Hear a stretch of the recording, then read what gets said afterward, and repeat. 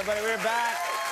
My first guest tonight is a 10-time Grammy Award-winning recording artist. His new album, 808s and Heartbreak, is in stores right now. Please welcome the Louis Vuitton Don, Kanye West.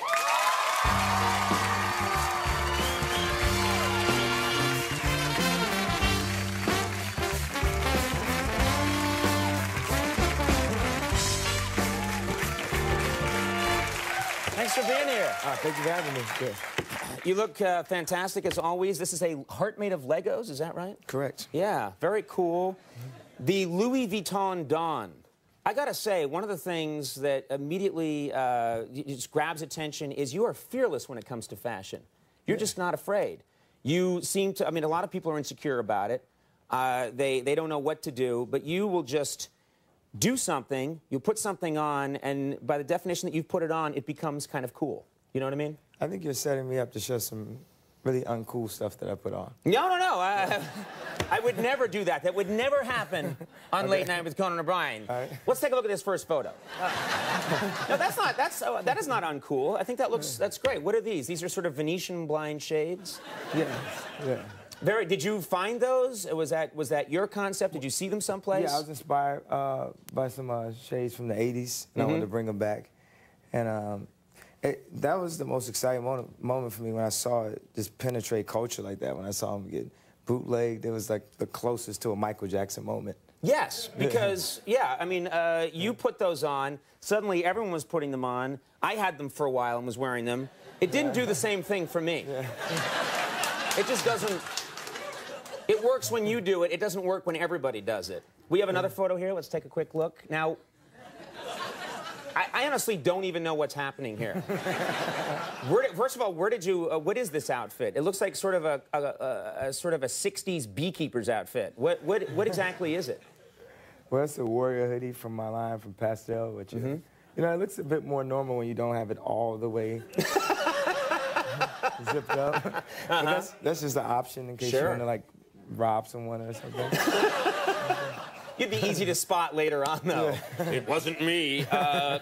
Okay, so you zip that up all the way. That would get hot, but it's cool. And you actually, that's part of your line, is that right? Yeah. What's it called? Pastel. Pastel. All right, and we have another one. Let's take a look at this. Now, this is like, it's sort of like hinting at an Urkel thing, but it looks good. Do you know what I mean? It looks cool. Except for I'm just extremely greasy looking. I don't know why that is. Is that part of it? No, that was not intentional. I don't know. Yeah. But you clearly don't worry about it. It's clearly been something. Were you like this your whole life? You just, you know, as a kid? Yeah, I mean, kids are famously worried about, I want to wear what everybody else is wearing so I look cool. But were you like that, or were you That's different? what people are like now. They want to wear what everyone else is wearing. But I picked out my outfit in kindergarten. Really? You would say, I'm wearing this. This is what I'm wearing. I'm wearing like rubber ducky boots or whatever it was, like as a kindergartner that you want to wear. So. Right. Yeah. But I think that's neat. That's just confidence you were born with. You always had that confidence. Yeah, in a way. Yeah. I want to ask you about the several famous incidents, one just recent that you had with the paparazzi, where you get into a bit of a scuffle with these guys. What's happening? Well, I put my hand up to stop him from taking a picture, and I guess in all the commotion, the camera must have grazed his nose or something, and it's like this super small scratch, but they ended up coming to my hotel room three hours later and arresting me because he filed a complaint. And then it was just like, oh, Kanye West gets arrested again on paparazzi. But the thing about the paparazzi is the law hasn't caught up to the technology of the internet, you know, so it's like all these people are going out just buying cameras trying to catch these shots of celebrities, like not even professional photographers, and they're like exploiting, and it's causing a by any means necessary type of behavior, like the same type of behavior that killed Princess Diana, where people are jumping fences and completely violating you. The problem I have with the paparazzi is if they're right in front of you, you're like, can you please not take a picture of me? And they're like, dude, I'm not really taking a picture, and they just keep on doing it, like they're talking to me like I'm stupid and stuff. And if you're in like with arms, I'm gonna like grab the camera. That just happens, like, and you don't expect that to happen with a celebrity because you think that we're like a museum animal and stuff, but it's like don't shoot the animals then, maybe, I don't know. Well, what's interesting though, the problem is that once you do something like that, the word's out, and these guys know that a shot of you losing your temper is worth 10 times more than a shot of you remaining calm. So it's kind of a no-win situation a little bit. Well, except for the fact that I'm going to do something about it. Mm-hmm. You know, I'm going to make a change, and I think it's my responsibility. With my mom, she got arrested for being in the sit-ins at age 6. My grandfather drove the first car in the marches leading out of Oklahoma. My father was an activist, so I think they just like mess with the wrong celebrity just now. Right, right. Okay, so you're letting them know. Leave me alone. Yeah, I would suggest it, but I'm going to take the responsibility. Even if they never take another picture of me, I'm going to take the responsibility to say, okay, look, at a red carpet event, there should be, you know, photographers. If you go to a basketball game, there'll be a sign that says, all these pictures are public domain. It can be used at the photographer's discretion, you know? Mm-hmm. Let's talk a little bit about, because I don't want to spend all the time talking about that. I want to talk about your work. You've had phenomenal success, your recording career, your stage show. I want to talk about that. When you put on a stage show, there's a theatrics to the stage show, which I think is fantastic. A lot of time and money goes into concepts, staging. Mm-hmm. I'm talking about rocket ships, sort of telling a story using expensive scenery, lights, and it almost feels like it's hearkening back to something that hasn't been around for a while. And it's pretty impressive. Was this something that you decided, I want to do this when I become a recording star? I want to bring this kind of theatricality back to music? Yeah, I didn't know I was going to do that. I just, you know, had an epiphany one day before we went on tour, like about, you know, a month and a half before we were supposed to hit the road. I completely changed the entire set design. I was inspired by going to fashion shows in Paris where I would see just one person walking down the runway with this big installation behind them. I thought it was just so iconic and dramatic, and I wanted to do that. I wanted to be on stage by myself, but then I decided to create a storyline around it. And then we did matte paintings for the skies, and I connected with the same guys that did, this guy Martin that did the Daft Punk tour, which was like the best show I ever seen in my life. And we just pushed the envelope, you know, with past rap music. 'Cause people would say that's the best rap show, and I'm trying to push past just rap. I want people to know that I'm giving the best show possible. Like years from now, people are going to tell their kids about, you know, the Kanye West show. All right. Well, we have also the music itself. You're using new technology. You're using some technology that's been around for a while, but you're actually incorporating it into the music itself, which is on the record. You use something called an audio processor, and it's something that you've started to use, and you're pioneering something. Tell us what the audio processor does. Well, I can say that I did pioneer that in the urban world because I used it on the College Dropout. But actually, more known for it is T-Pain, who gets full credit for it. He's a very talented artist. But it's something that I get a lot of backlash for using it because it's a tool that people use when they can't sing. Right. And what it does is if they sing off key, it puts them back on key instantly. Is that right? That's what it. No, actually, what it does for me is if I sing off key, it really points that out. Right. Points out like the bad note and stuff. So I actually have to sing more perfect. But I used it because I like the electronic feel. I like the sound. I want to juxtapose like taiko drums and monk choirs with auto-tune. And I deliver music like it's art. Like I feel like I'm a pop artist. Right. And sidebar, I had to use the bathroom really, really bad, and they didn't give me enough time. I just want to tell you that. So, you need to use the bathroom now. Yeah. It's blended so much into what you were talking about, but I thought you had to use the bathroom then. I have to use the bathroom really bad right now. Okay, this entire interview. Yeah, that's okay. It's added a sense of urgency to what you're saying, which I think is valuable. But yes. We're going to get you to the bathroom in just seconds. It's just, I have to do this. Okay. You're a sound guy, just to show us what the audio processor was. He set it up for us on this microphone. Would you tell me how to use it? How would it work if I think if you talk directly into it, it'll do. But if I speak, it doesn't really do anything, right? But if I sing, it'll do something to my voice. Is that right? You don't care. You just have to go to the bathroom. What do I have to sing? Would it just sing something high? Should I try and sing something high? High?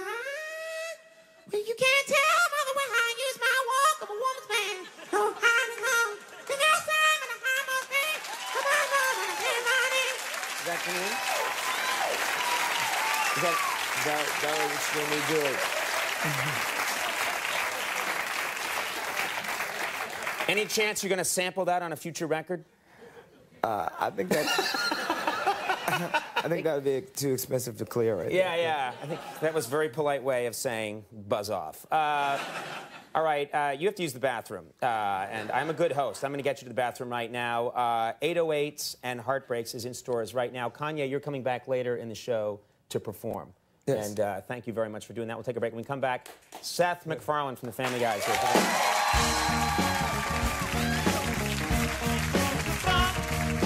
Give it up to the funk. Give it up to the funk.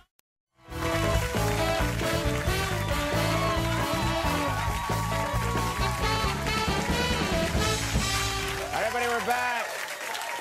Here with a song from his brand new album, 808s and Heartbreak, is the one and only Kanye West.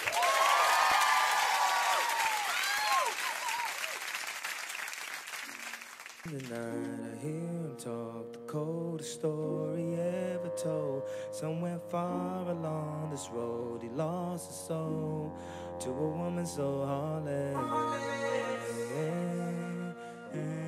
How could you be so heartless? How could you be so heartless? How could you be so heartless? To a woman so heartless. How could you be so heartless?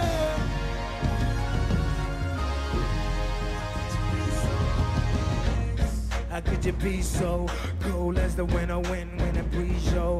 Just remember that you talking to me, yo. You need to watch the way you talking to me, yo. I mean, after all the things that we've been through. I mean, after all the things we got into. Hey, yo, I know it's some things that you ain't told me. Hey, yo, I did some things, but that's the old me. So now you wanna get me back and you gon' show me. So you walk around like you don't know me. You got a new friend, well, I got homies. But in the end, it's still so lonely in the night.